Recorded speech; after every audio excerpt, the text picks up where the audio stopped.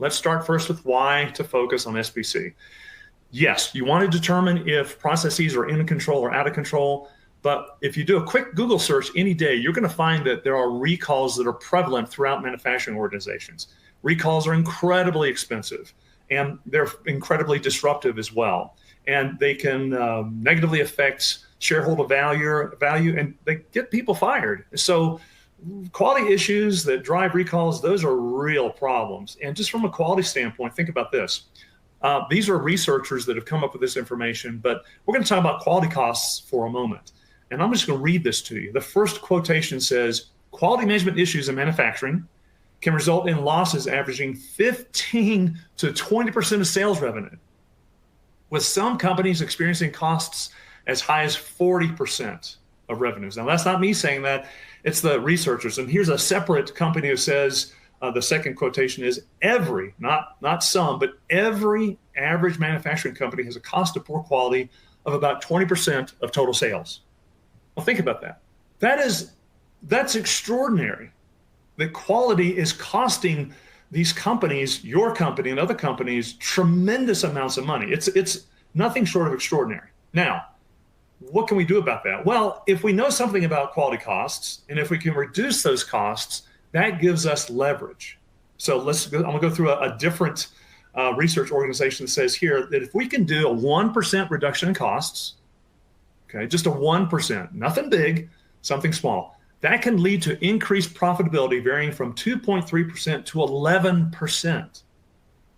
Now, organizations out there who can increase their profitability by 5 to 10%, that is extraordinary. That's a huge benefit to an organization. Then they can fund research and development activities, and they can continue giving people raises. So that's a good thing. A second quotation is that a 1% decrease in expenses results in a 7.8% improvement in operating margins. So whether we're talking about profitability or operating margins, if we can just reduce costs by a very small percentage, we have great leverage in terms of benefit to the organization.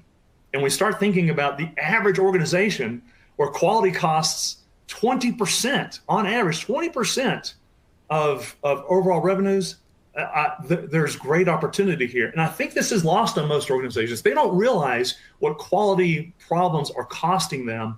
And SPC is a technology that helps us to reduce those costs. So I like to say, it's not about data, it's about information. And the reason why I say that is because I've seen a lot of organizations that use SPC just for data collection. And that's okay to collect data, and it's okay to collect data to see if things are in spec or out of spec, but it's not about the data. It's about the information that you can extract from that data that can so greatly help an organization from a cost standpoint.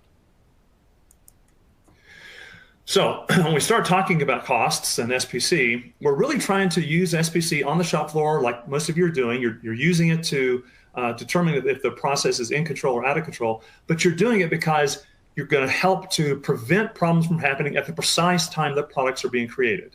Now, if you want to really repurpose your data, if you really want to significantly improve your company's big picture metrics, then 3 things need to be done. And that's what I'm going to boil it down to those 3 things for my entire career, is that if you can do these things, you'll find that you can significantly reduce your costs and improve quality.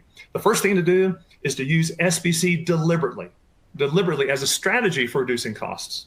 That is, we're not just going to use SPC for determining it's in control, out of control. We want to use it for reducing costs as well.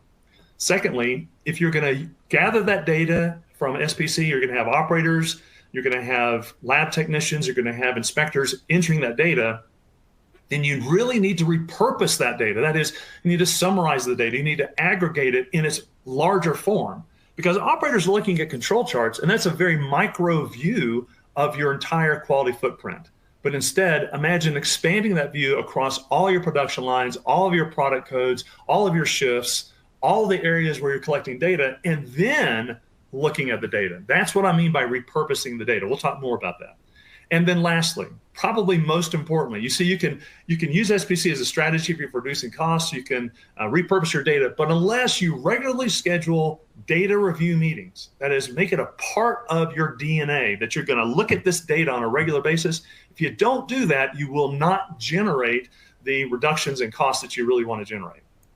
And I can't say enough about these regularly scheduled SPC data reviews. It does take time. It is an investment on behalf of your organization and you. But I've worked with companies, and the most successful organizations that use SPC, they regularly review data in its aggregate. So what's that mean? We're going to summarize shop floor data, laboratory data. We're going to identify from that data big picture quality issues that can be acted upon for prioritization of quality activities. From this information, from these reviews, you can direct Six Sigma teams to focus specifically on how to reduce costs and make a greater impact on quality, and then direct engineering resources and others. But I can't emphasize enough how critically important these reviews are, these monthly, weekly, even sometimes daily reviews.